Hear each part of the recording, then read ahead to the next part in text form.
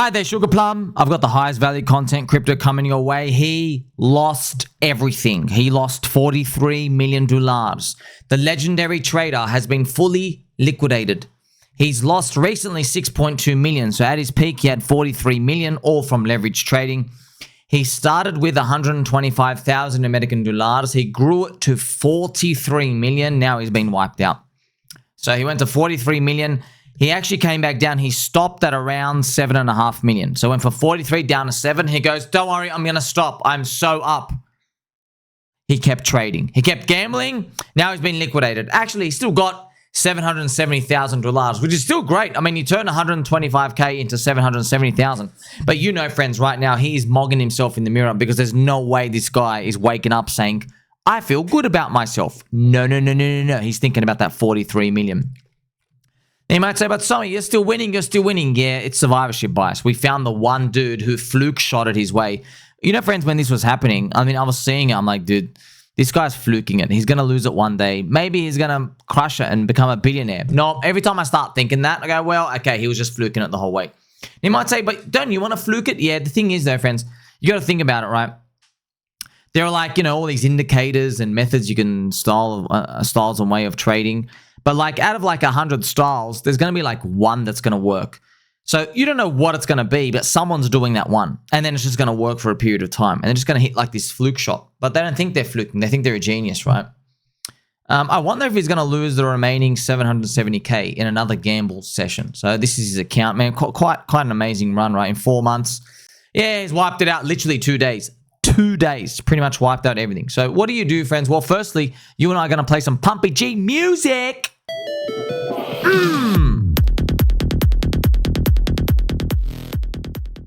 Leverage trading, right? If you want to win, you can follow the rules or you can break the rules, okay? If you're doing leverage trading, you're breaking rules, man. You're playing with other people's money. It's PvP. Okay, there's not enough new money coming in to make everybody eat in leverage trading. So what they do is they eat each other. Yeah, now it's great if you're in the top 5%. If you're in the top 5%, you'll be okay, you know? There's a rotation every year, but, you know, you'll be okay if you're in the top 5% this year. The problem is only the top 5% are in the top 5%. Yeah, out of 1,000 people, only 50 are there. 20 to 50 people. I don't care about those people. They're going to find their own way. They're going to break their own rules. I care about you. I care about everyone else. How can we all win? Okay. Now, it's not just some sort of like, you know, communist type of how can we all win stuff. I'm just telling you, you've got the highest odds. If you want the highest win rate, you got to hold long term. That's it. You got to buy low. You got to hold and play the whole cycle. We've got for PulseChain community, I don't even know if I can say that. Maybe TreeVon, friends. TreeVon is starting back. He's just, here went to sell your cryptocurrency. So TreeVon talking about here's when to sell. It's interesting to think about when you should sell. I'll just give you a general piece of words, which may or may not be friendly advice. You should think about selling when no one has the word sell in their YouTube video title. Okay? When you're seeing the word sell, it means people are skeptical. And if people are skeptical, it probably means there's more to run. Okay? At the tops, no one's using the S word. S word is banned. PulseChain, growing network, still cheap. Everything's still poop for the day. Hopefully we all recover. We saw these like, you know, 5, 6, 7, 8, 9, 10% down into poopy town. Have we rinsed enough people? I mean, we've closed the CUC Mercantile Exchange gap now. For meth, we've actually pinged it down, friends. Just to show you, we went down, we actually pinged it. We like went down, we literally pinged it exactly. And now we're starting to go up. So hopefully that's enough for us to start to move forward from here. But, you know, we've got to think about the fundamental value of the things we still hold. Are they still there? Well, look at this, friends. Welcome to PulseChain. We love you. This is the PulseChain Thailand Cafe. Look how beautiful that is, man. We still have it, still cranking out here. Shout out to everybody there. Yes, the land of ties. You know, shirts, underpants, you're welcome too. Lovers all around the world, friends. This is a growing, strong network effect. And remember, man, everyone was laughing at XRP till they weren't. Okay? PulseChain, what's its market cap? You know, it's still tiny, man. It's 800 million pretty much. 800 million market cap, removing the origin address. The PulseX buy and burn is now 7.62% of the user supply bought and burned. So Everything is still ticking away, but yeah, we need that thrust of Ethereum up. But like Cardano is like 35 billion. So like, you know, we're 40x away to flip Cardano. How about that? I also want to show you this cool information while I play some angel music, because you and I are going to have some fun here. Now, SBET, SharpLink. Remember SharpLink, friends? SharpLink are the MicroStrategy before Ethereum. They made this tweet. Buying Ethereum at the top feels much better than not buying Ethereum at all. Deleted. That's right, deleted. Now, how do I interpret this? Well, it means we're still bullish, because they did the tweet and they go, yeah, let's top blast it.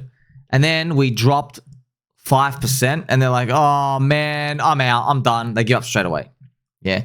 Michael Saylor's not talking like this, friend, because Bitcoin dominance has gone literally up only. That's why it's actually dangerous. It's showing you how like euphorically arrogant everyone is in there, where they think, oh, we can't go down, I'm going to be buying the top forever. I love buying the top, right? So it's interesting that this thing is playing out like this. They're still skeptical of themselves. Maybe at the top, they won't delete the message, right? They own like, you know, whatever, 700,000 Ethereum. So it's part of the, you know, the Bitcoin treasury SuperCycle. You have the Ethereum treasury SuperCycle. They call them the DAT, D-A-T, you know, so digital asset treasury. Okay, so that's what, when you see DAT, that's what it means. I've mentioned it for you many times as well, friends. I just show you the dangers of leverage trading, because like, why we see it? Because here's the thing, friends. When you look at it, you always look at yourself. You're thinking, man, am I on the right path? You know, am I holding? Am I a sucker? You know, because Uncle Peter Schiff, friends, even Uncle Peter Schiff has been calling Bitcoin holders, hodlers, to be suckers. He goes, they're all dumping on you and they're turning you to hodl. They're all saying that, man, you know, but he was saying it at $3,000 BTC when I was buying, right? $3,000 and $4,000, $5,000. So he was saying, they're all dumping on you. Now, many of those people, other people, not Uncle Peter Schiff, but even people within crypto, they say the same thing. Because they're weekend soy boy G2 skip leg day, they paint their own fingernails and they go and party at Twink Nation nightclubs, right? You don't have to, you know, spend too much thinking about what happens at Twink Nation nightclub, okay? All those people who are stuck with this mentality, even though we show them XRP going up, even though we show them many examples of how the crowd had no idea something was going to get a network effect, and then it did, had nothing to do with technology. We show them like that. They don't believe. You know what I mean? So they're still in this like little take profit PvP mentality out here, because they have a scarcity mindset. Because friends, they're in a literal Twink Nation nightclub. Okay, it's Twink Nation, there's rainbow flags, there's just dudes everywhere. Okay, everyone's trapped in a closet, yeah? And they all skip leg day. So all these people in Twink Nation, they have scarcity mindset. They never think about, what if the door opens and a lot of new people join the club? They never think like that. They're stuck in scarcity mindset. So they think, I've got to take profit. Oh, I've got to go stalk some people on this Soylana on-chain stuff. I've got to go get these buying and selling trading tools and get grifted in someone's Discord. And they go, I've just got to find the next cooker on, I've got to keep clicking my way to financial freedom on Pump Fund, you know, someone's received financial freedom. It's from your clicking. You know, these kids, they don't learn that. You know, we've taught them that. So they have to learn one way. You're going to get zeroed out. It's the only way. You know, that's the only way you learn in life. You know that, right? You don't learn when you're winning. Yeah. That's why the worst thing that can happen to you is you like fluke shot and just get green candle stuff, being punished for the wrong things. That's the worst thing that can happen for you. The best thing that can happen for you is basically get crushed straight away. So you learn the lesson. You know, even James Wynn, friends. James Wynn, turbo degen, and just keeps losing. Fade him. You know, he claimed his 19,000 USDC rewards, opens up a leverage long, and then he just literally gets liquidated. That's like the 6th time now he's been liquidated. Changes his thesis every daily candle. So it's a perfect example of what not to do. I want to show this to you as well, friends. So does Soylana have a lot of volume bot stuff? Now, what happened, friends? Scooter is meant to be, he calls out scammers and stuff out here. There's something I've noticed though. Scooter, he stopped fudding Pump Fund. He only fudds Bonk Fund. Now, if you know anything about Pump Fund, they do this stuff, or they pay you stuff in the background, right? They pay people to stream. They do typical what you expect in the background stuff out here. But a lot of people have been suggesting he's getting paid to FUD Bong Fund. Look at this. He goes, after I posted Let's Bong Fund market shares down 99%. So their market share, it used to be 96%. Okay, it used to be 96%. And it used to be 90%, and Pump Fund was 10. Then it flipped. Then Bong Fund went all the way down to 0. Then he started fighting. Then he started kept fighting it, and now they turned on a volume bot. So Bong Fund, now they're up to 96. So they're using volume bots to artificially boost. So if you check their volume, they were doing like $32 billion of trading volume in the day or something. So yeah, I guess they're just trying to fluff up all their volume. But yeah, I don't know if Scooter, if he's actually, I think he follows me as well. He might be getting paid by Pump Fund just to FUD the competition. But once again, friends, it's circling the drain scarcity mindset. So I'm even seeing a lot of, there's LA Vape Cabal interviews and just other people in Soylana. They're like, oh, what's happening with the trenches? Why did Soylana hit $200, but we don't have $100 million cookers anymore? That's what they were pretty much all saying in the Twitter spaces and all these YouTube interviews and stuff like that. Because I didn't get it, bro. Have you heard of a complacency rally? Have you heard of a complacency rally? Let me go show it for you. If you watched at least one of my 5,555 video plus creations on YouTube's, you'd understand the Wall Street cheat sheet. You understand? It's an emotional cycle. You are in complacency. Let's read this together. We just need to cool off for the next rally. What do they all say? We just need another big coin to hit on Soylana Pump Fund. We just need Pump Fund to pump a token to like 800 million market cap and get the trenches to believe again. Oh, we just need this. We just need that. Bro, you already won the game. You ran up for 1.75 years. You don't need anything. You need to wake up and take profit. But you're not going to. Welcome.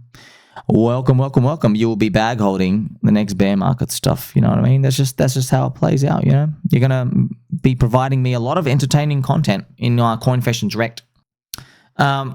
You know who's not providing CoinFession Direct content? XRP people. Friends, I'm going to show you this absolutely mind-blowing video.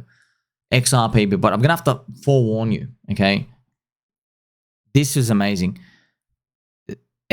Look, I'm speechless. Let's just watch it, dude. I can't say that.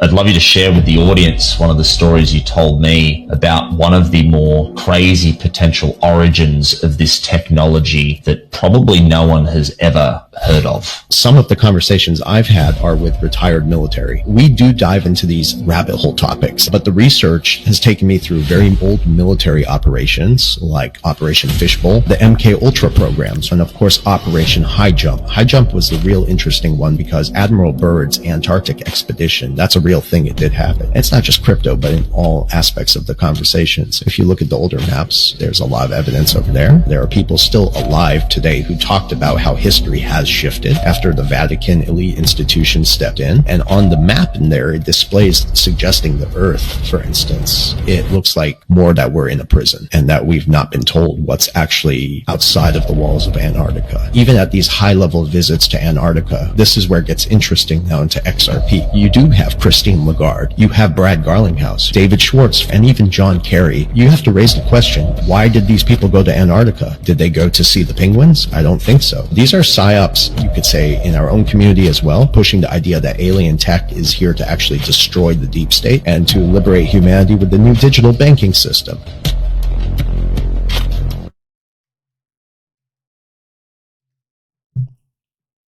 What? What? God bless his man. So I make UFO videos. I love them. They're actually my highest viewed videos on this channel. The highest viewed, the UFO videos. What? So I love XRP Army, man. They're great. Just showing you, friends, the tech means nothing, dude. It's just the XRP Army. Friends, now what you just saw, that's a real life Riddler. The Riddler. They call them the Riddlers, the XRP Riddlers. Okay, it's so cute because, friends, XRP, remember, the Riddlers, the Ripple Riddler. So You know, in our other communities, we're more brazen, vulgar with the language. So we'll just I'll just call you a crackhead. You know what I mean? Hey, I'm a crackhead too. You know what I mean? We're all just crackheads together, smoking crack on the bridge. We're more okay with that language. But XRP, a lot of the army, they have jobs, like they work for a hotel, or they're like a salesman, maybe selling vacuums. So they wear ties and suits, or they're lawyers. They don't use those words. They use other words. So instead of calling you a conspiracy nutcase job, and not actually really conspiracy, pretty much almost everything you said is true except the payment part, right? So instead of that, they call you the Riddler. So it's a family-friendly word. Oh, riddles and riddles and riddles, you know what I mean? So it is kind of funny to see all that. Now, you saw this, friends. In this video, there was a part here. It's actually true. You know, hey, there's something weird in Antarctica. There's some like buried pyramid stuff. No one's allowed there. You get shot on sight. There's a lot of UFO. One of your gentle friends have actually told me, yeah, like a brother or an uncle, you're literally flying a ship. You're doing some test run towards Antarctica. You see UFO ships there. Yeah, there's a theory out there as well that Earth is Earth's more like a prison. Don't know about all of these, you know. So because we don't know, we're like it's a monkey zoo experiment. We got no idea. I guess you gotta assume it's kind of like good for us, like because you know what I mean. But then they throw in the XRP stuff and they go, well, okay, there's world domination and XRP is gonna liberate us from the deep state. That's the leap, and it doesn't even need to be true because like. XRP is CBDC. I mean, friends, you know, on the XRP Ripple website, they literally say we're CBDC. They literally maybe they've deleted it now because that's like a bad word of America. But yeah, they go to the government and go, hey, you want to stalk your population? Sweet, just come and use the XRP standard and stuff out here, right? But actually it's not happening because the tech actually ain't that good because it's the Ethereum model that's working where they make smart contracts. You can code anything into it and you can actually put proper stable coins. I mean, like, friends, Ripple capitulated. XRP was meant to be the stablecoin. It's meant to have this on-demand liquidity thing where you buy XRP, send it through a network, and then it sells. No one's using it though. Ethereum just put smart contracts, stablecoin, SuperCycle, right? So it's funny, like Ripple, they just released their own stablecoin and it lives on Ethereum. So I want you to see all these, friends, all this cute mystery and low unit bias stuff for the XRP token. That's what a bull market is.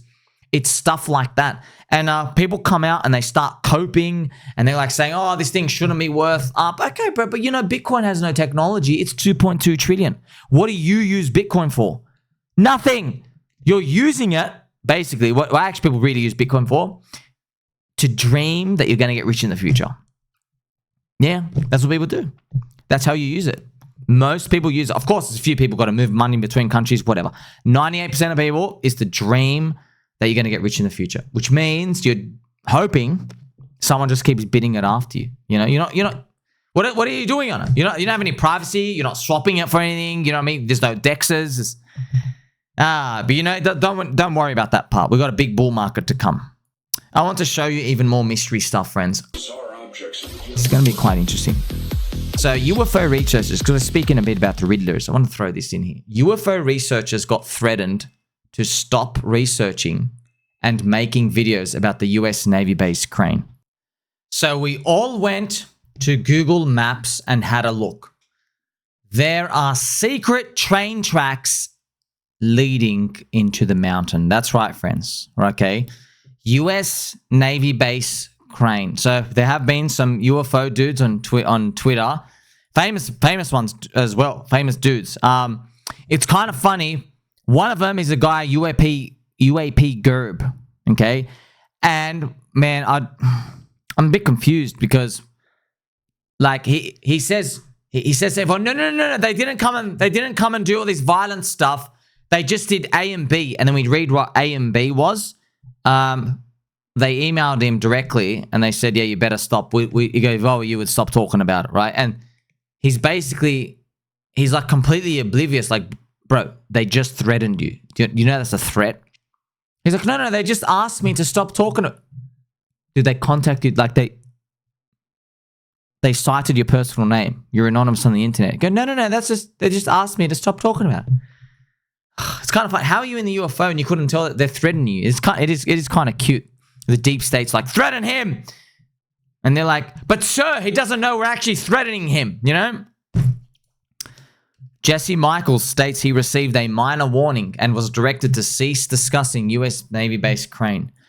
UAP Gerb verifies they were advised, delete the video, erase all references to the crane, and cautioned that continuing could lead to serious repercussions. He's like, oh, they're just talking to me, you know what I mean? Just yeah, better delete the video or we'll put a bullet at the back of your head. Okay. This is it, friends. You want to see? You can actually find it on Google Maps. Check it out. There are secret train tracks going straight on the ground, underneath the mountain. Check it out here. Oh, I wonder how long this will be before it's blurred. They'll probably blur this out. That's what Google actually does for the US government. They blur out a lot of things so you can't. Well, we find them, and everyone out there, we find them, and then we tell them, oh yeah, there's a base thing here, and then they end up blurring it out later on, but we do end up saving the photos. So look at these train tracks clearly going in and out. Look at this. There's only one on the outer perimeter here. Also, shout out to Andre and the fart fan on PulseChain. Wow, a fart.